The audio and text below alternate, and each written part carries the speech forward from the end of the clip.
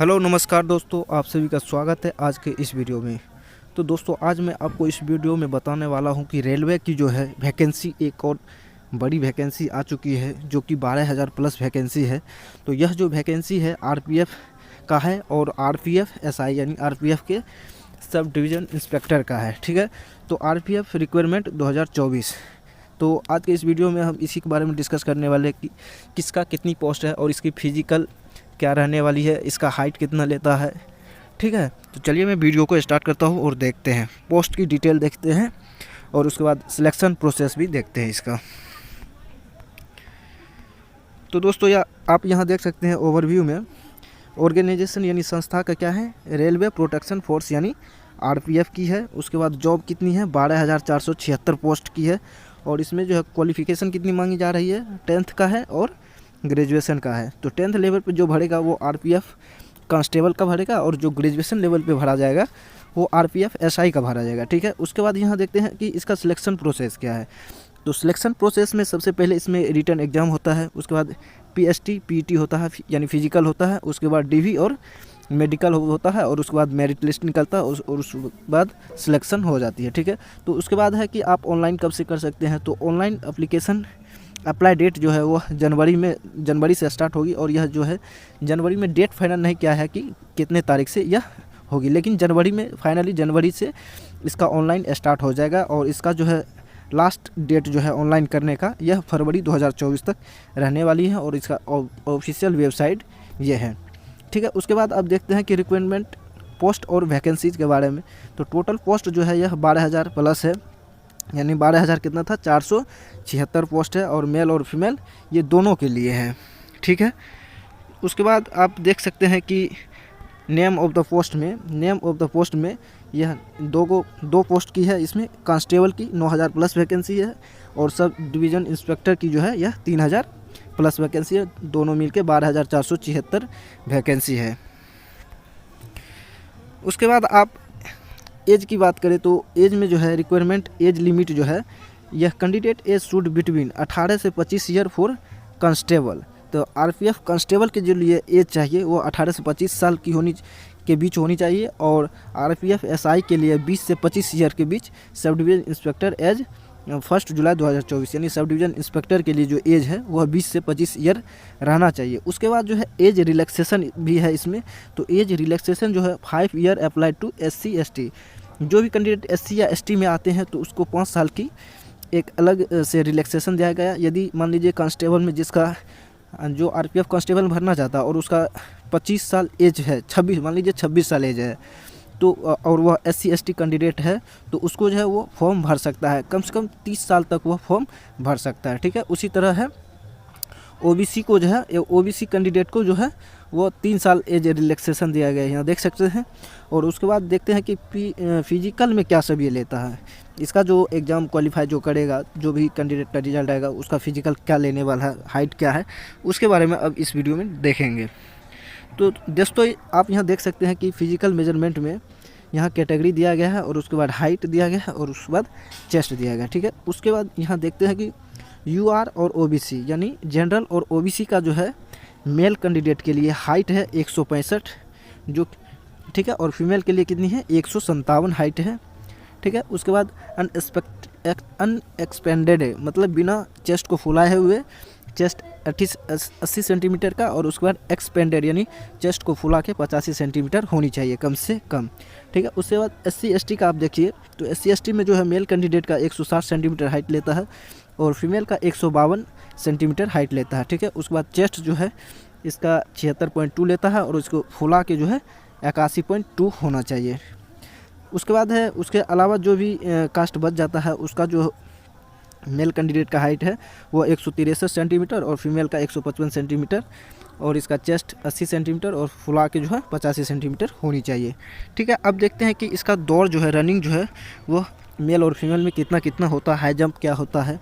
तो इसमें जो है कैटेगरी देखिए। उसके बाद कांस्टेबल फॉर मेल मतलब मेल कैंडिडेट के लिए कांस्टेबल में जो दौड़ है वो 1600 मीटर का दौड़ है और यह जो है 5 मिनट 45 सेकंड में आपको ये 1600 मीटर दौड़ना ही है। ठीक है, तो दोस्तों दौड़ जो है इसका थोड़ा टफ है, इसके लिए आपको पहले से प्रैक्टिस करना होगा क्योंकि ढेर सारे स्टूडेंट जो है यह दौड़ में फेल होने वाली है क्योंकि टाइमिंग बहुत कम दिया गया है, 5 मिनट 45 सेकंड ओनली दिया गया है 1600 मीटर के लिए, मेल कैंडिडेट के लिए कांस्टेबल में, ठीक है। उसके बाद फीमेल कैंडिडेट में 1800 मीटर दिया गया है, सेम टाइम में दिया गया है, ठीक है।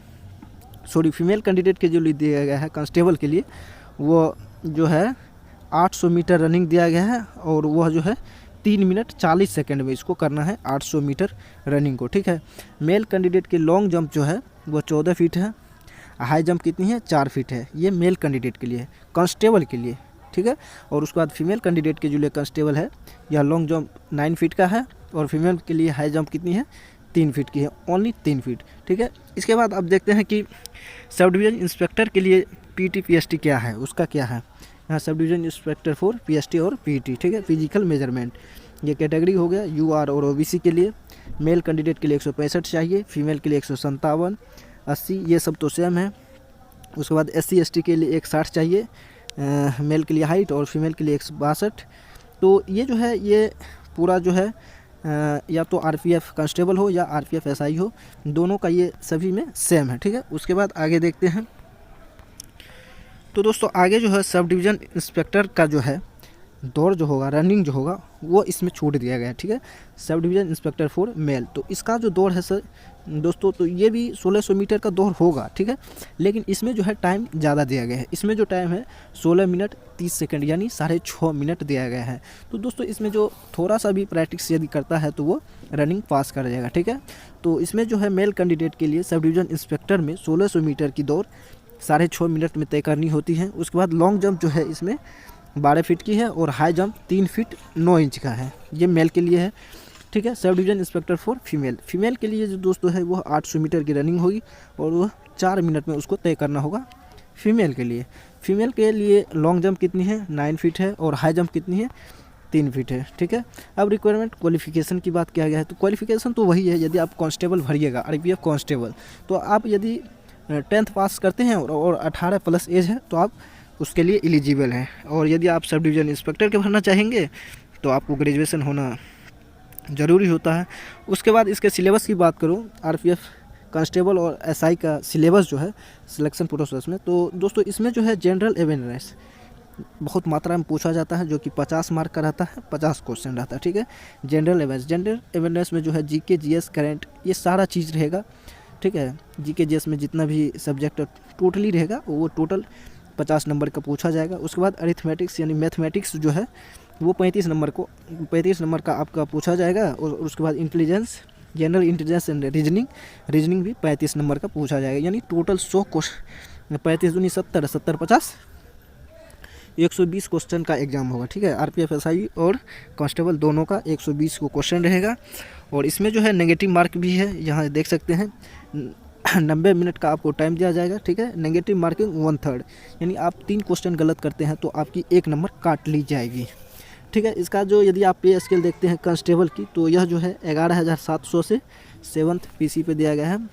लेवल 3 की जॉब है, 1,700 से स्टार्ट होगी, ठीक है।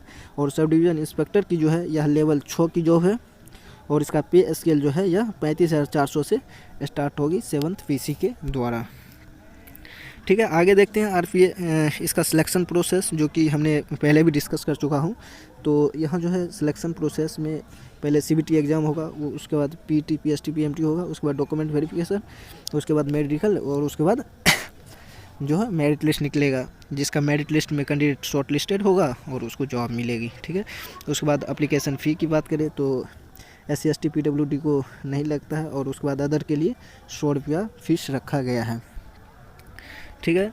तो दोस्तों यही जानकारी आपको देनी थी कि रेलवे की एक बहुत बड़ी वैकेंसी आ रही है, क्योंकि 12,476 वैकेंसी है, वो कम नहीं होता है। तो इसी के बारे में इस वीडियो में डिस्कस करने वाले हैं। तो आपको ये जानकारी कैसी लगी वीडियो के कमेंट में ज़रूर बताइएगा, और आपको यदि जानकारी अच्छी लगी हो तो वीडियो को लाइक और चैनल को सब्सक्राइब ज़रूर कीजिएगा। मिलते हैं अगली वीडियो में, धन्यवाद।